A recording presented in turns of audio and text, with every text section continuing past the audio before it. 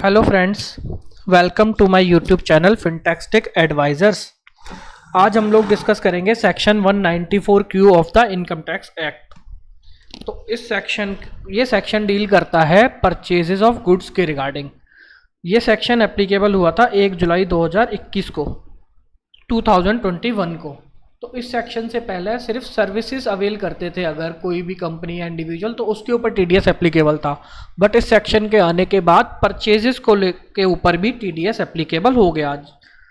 तो ये सेक्शन किसके ऊपर एप्लीकेबल है, किसके ऊपर एप्लीकेबल नहीं है, क्या लिमिट्स हैं इसकी, क्या रेट ऑफ टैक्स है, ये सब चीज़ें डिटेल में डिस्कस करते हैं। तो transaction on which 194 Q is applicable, पहले डिस्कस करते हैं कि 194 क्यू सेक्शन जो है टीडीएस का किसके ऊपर एप्लीकेबल है।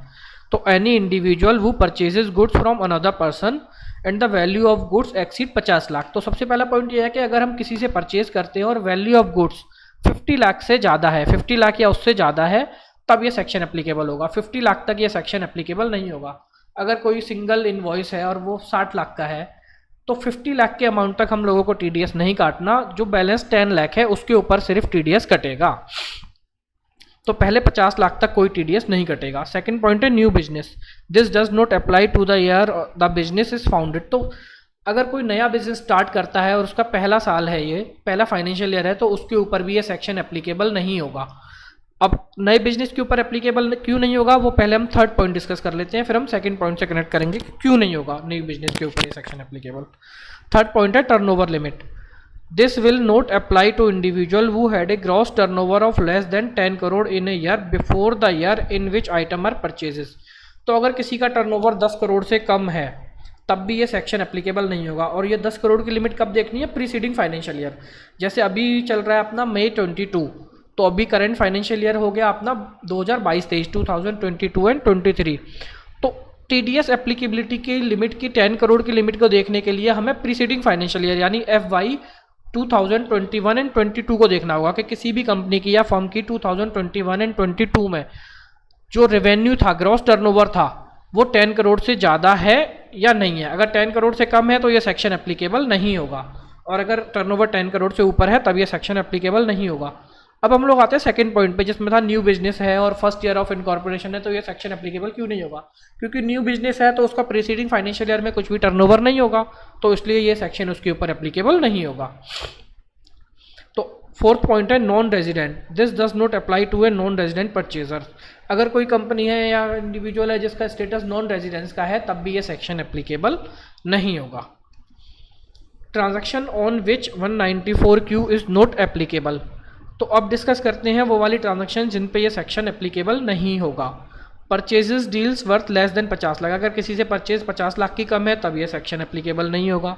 Security and commodity transaction are conducted through the recognise stock exchange and clearing organisation. तो सिक्योरिटीज है, स्टॉक की परचेजेस सेल होती है जो स्टॉक ब्रोकर के थ्रू है, उसमें ये 50 लाख की लिमिट क्या है, इसमें ये सेक्शन की एप्लीकेबिलिटी ही नहीं है, उसमें सेक्शन को रखा ही नहीं गया है ये। थर्ड है power exchange facility and trading of electricity, renewable energy, certificate and energy. अब इलेक्ट्रिसिटी कंपनियां हैं उसके ऊपर भी ये सेक्शन एप्लीकेबल नहीं होगा। फोर्थ है other section of income tax act apply to transaction on which TDS is deducted. Fourth point का मतलब है कोई भी ट्रांजैक्शन है जिस पे इनकम टैक्स का कोई अदर टीडीएस का सेक्शन लग रहा है उसके ऊपर भी ये सेक्शन एप्लीकेबल नहीं होगा। सपोज हम किसी से सर्विस अवेल करते हैं, कॉन्ट्रैक्ट की सर्विस है या प्रोफेशनल की सर्विस है, तो उसका टीडीएस हम 194C 194J में डिडक्ट करेंगे, तो उसके ऊपर अगर उससे भी ट्रांजैक्शन 50 लाख से ज़्यादा है तब भी ये वाला सेक्शन एप्लीकेबल नहीं होगा। किसी और सेक्शन का एप्लीकेबल हो जाना मतलब यहाँ पे एप्लीकेबिलिटी उसकी 194Q की नहीं होगी, अगर वो किसी भी और इनकम टैक्स के सेक्शन में एप्लीकेबल है तो। Deductor turnover limit to deduct TDS, the applicable turnover limit for this TDS provision is 10 crore. ये डिस्कस हम कर चुके हैं कि प्रीवियस फाइनेंशियल ईयर में 10 करोड़ की लिमिट है जो हम चेक करेंगे। This indicate that you must have total sale और ग्रॉस रेवेन्यू ऑफ 10 करोड़ और more in the year before the buying transaction. ठीक है, प्रीवियस फाइनेंशियल ईयर में हम चेक करेंगे। If you have interest income, capital gain income और rental income in the given year, they may be considered receipt but they are not considered business income. अगर किसी की interest की income है, rental income है या कोई अदर इनकम है, तो वो भी मेरी रिसिप्ट तो है लेकिन वो मेरी बिजनेस इनकम नहीं है, तो उसको हम 10 करोड़ की लिमिट को चेक करने के लिए उसे ऐड नहीं करेंगे। A business turnover is required for this requirement to be applicable as a result until your business revenue. अगर आपका सपोज आपका रेवेन्यू है 9 करोड़ और 2 करोड़ आपकी अदर इनकम है, रेंटल इनकम है या इंटरेस्ट इनकम है, तो आपका टोटल रेवेन्यू तो 11 करोड़ हो गया, लेकिन बिजनेस इनकम आपकी 9 करोड़ है तो ये सेक्शन एप्लीकेबल नहीं होगा। आपकी जो प्योर बिजनेस इनकम है वो 10 करोड़ होनी चाहिए इस सेक्शन की एप्लीकेबिलिटी के लिए। नेक्स्ट है टीडीएस डिडक्शन रेट। किस रेट पे टीडीएस डिडक्ट होगा? तो TDS is levied at the rate of 0.1% of the transaction value of item purchase in excess of 50 lakh. जैसा ऑलरेडी डिस्कस कर चुके हैं, 50 लाख से ऊपर जो भी वैल्यू होगी उस पर 0.1% का TDS डिडक्ट होगा।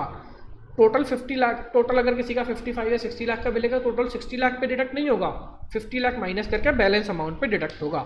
If the deductee fails to provide his or her PAN to the deductor, this rate may be high as 5%। तो अगर डिडक्टी अपना पैन नंबर प्रोवाइड नहीं करता है तो फिर ये 0.1% की जगह 5% के अकॉर्डिंग TDS उसका डिडक्ट होगा under section 194Q। I hope आपके ऑल डाउट्स क्लियर हो गए होंगे। अगर इफ कोई डाउट है तो प्लीज़ कमेंट कीजिए। वीडियो अच्छा लगा हो तो लाइक से शेयर एंड सब्सक्राइब कीजिए। Thank you.